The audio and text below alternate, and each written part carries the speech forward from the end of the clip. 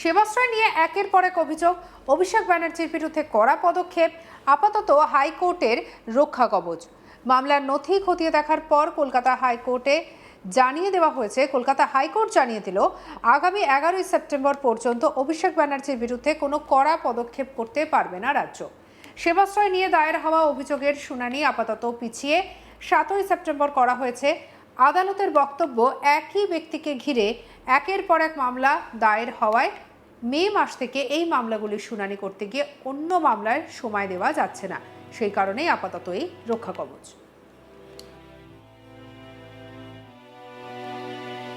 অভিষেক ব্যানার্জির লোকসভা এলাকায় সেবাশ্রয়ের নামে স্বাস্থ্য শিবির চালানোর ক্ষেত্রে বেআইনি কাজকর্ম এবং চিকিৎসায় গাফিলতির অভিযোগ তুলে মোট 3টি অভিযোগ দায়ের করা হয়েছে।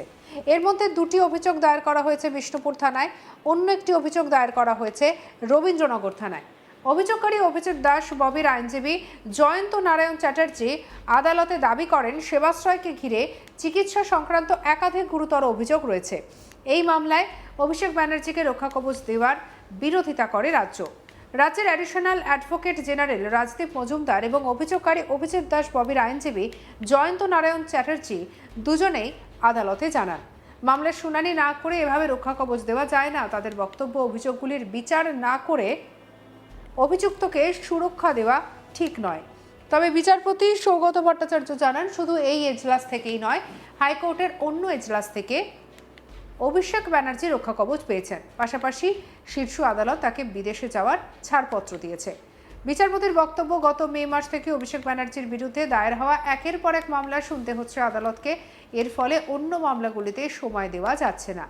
এদিন মামলার নথি দেখার পর বিচারপতি সৌগত ভট্টাচার্য আরও জানান, অভিষেক ব্যানার্জির বিরুদ্ধে দায়ের হওয়া একাধিক এফআইআর খারিজের দাবিতে আগামী 25শে অগস্ট শুনানি রয়েছে। সেই কারণেই সেবাশ্রয় সংক্রান্ত মামলার শুনানি আপাতত 7ই সেপ্টেম্বর পর্যন্ত স্থগিত রাখা হয়েছে।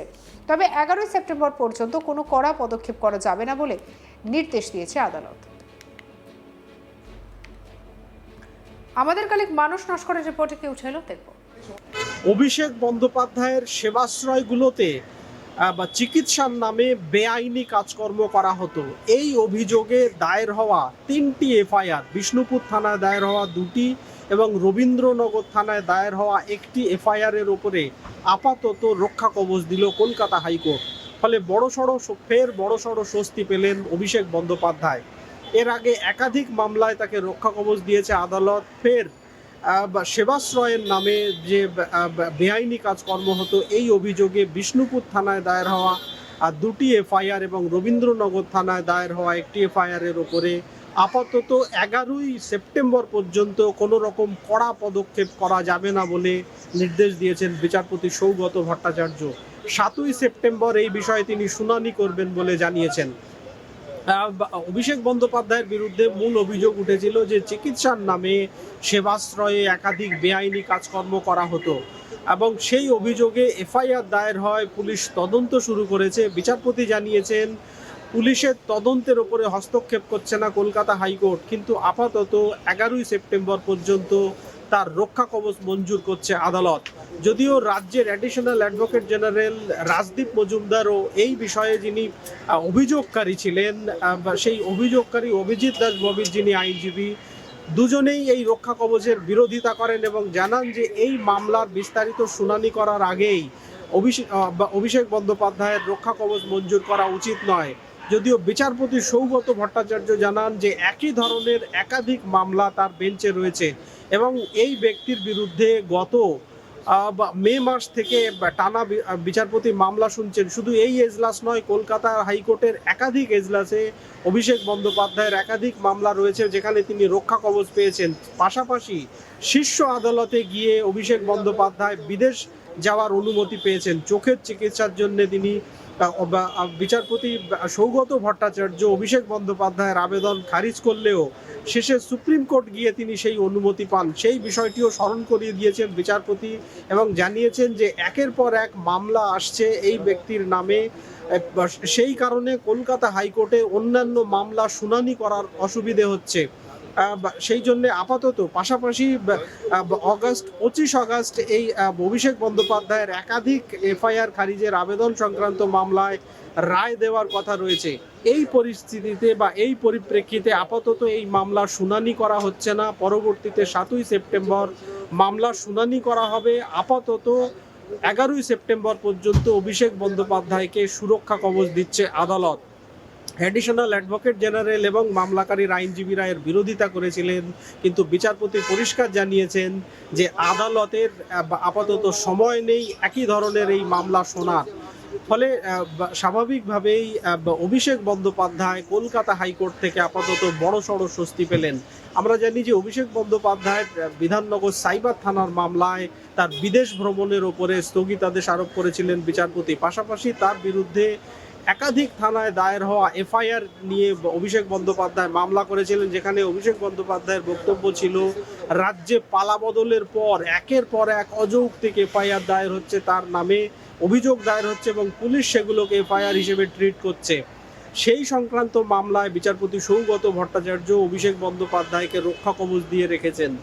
আপাতত 25শে আগস্ট সেই মামলার শুনানি হওয়ার রায়দান হওয়ার কথা রয়েছে।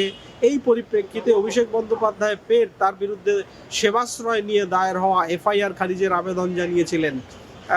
3টি এফআইআর খারিজের আবেদন নিয়ে আজকে মামলা দায়ের হয়েছিল। সেই মামলায় আপাতত বিচারপতি সৌগত ভট্টাচার্য যে নির্দেশ দিয়েছেন তাতে বড়সড় স্বস্তি পেলেন অভিষেক বন্দ্যোপাধ্যায়। 11ই সেপ্টেম্বর পর্যন্ত তার বিরুদ্ধে কোনো কড়া পদক্ষেপ নেওয়া যাবে না। উল্লেখ্য, গতকালকেই তার ব্যাংক অ্যাকাউন্ট ফ্রিজের মামলায় বিচারপতি কৃষ্ণা রাও ব্যাংকের চূড়ান্ত ভর্ৎসনা করেছিলেন ব্যাংকের আচরণে, যেখানে বলা হয়েছিল যে ব্যাংক কি অভিষেক বন্দ্যোপাধ্যায়ের মুখ দেখতে চায়, তার জন্য তাকে তার অ্যাকাউন্ট বন্ধ করে রাখা হয়েছে। কী কারণে বন্ধ করা হয়েছে সেই নিয়ে তথ্য তলব করেছিলেন বিচারপতি, এবং শেষ পর্যন্ত ব্যাংক জানায় অভিষেক বন্দ্যোপাধ্যায়ের অ্যাকাউন্টের কেওয়াইসি সম্পূর্ণ নেই, সেই কারণেই তার অ্যাকাউন্ট ফ্রিজ করা হয়েছে। বিচারপতি নির্দেশ দিয়েছিলেন যে ব্যাংকের যে কোনো আধিকারিক গতকালকেই তার বাড়িতে গিয়ে কেওয়াইসির যা তথ্য সেই প্রয়োজনীয় তথ্য সংগ্রহ করবে। সোমবারে সেই মামলা শুনানি রয়েছে। ইতিমধ্যে আজকে ফের 3টি সেবাশ্রয়কে কেন্দ্র করে 3টি এফআইআর খারিজের মামলা আজকে ফের উঠেছিল বিচারপতি সৌগত ভট্টাচার্যর বেঞ্চে। সেই মামলাতেও বড়সড় স্বস্তি পেলেন অভিষেক বন্দ্যোপাধ্যায়। বিচারপতি সৌগত ভট্টাচার্যের বক্তব্য, রক্ষা কবচ দেওয়ার অর্থ তদন্তে কোনো বাধা তৈরি করা নয়, বরং একের পর এক মামলা চলতে থাকায় মামলাগুলি যাতে অপ্রাসঙ্গিক হয়ে না যায় সেই কারণে এই সুরক্ষা দেওয়া হচ্ছে। আদালত স্পষ্ট করেছে 7ই সেপ্টেম্বর মামলার শুনানির সময় যদি অভিযোগের সারবত্তা পাওয়া যায় এবং অভিযোগের সপক্ষে প্রয়োজনীয় নথি থাকে তাহলে আদালত সেই মামলাটি শুনবে। অভিষেক ব্যানার্জির পক্ষের আইনজীবী অর্ক কুমার নাগ কি বলছেন শুনব। Today, the court, Justice Shogata Bhattacharya heard the matters. Now there are 8 FIRs which is more or less related to each other. If actually I am not getting into the details, but the court was pleased that there will be a protection for Abhishek Banerjee for all these matters. The matter will be next taken up on 7th of September. It will be listed therein, and the protection is extended up to 11th of September. In 3 FIRs right now, the protection? Total 8 FIRs are there, where the protection is extended. 3 has been extended today. সঙ্গে রাখুন আজ তাক বাংলার YouTube চ্যানেলকে like, comment, share, subscribe করতে ভুলবেন না।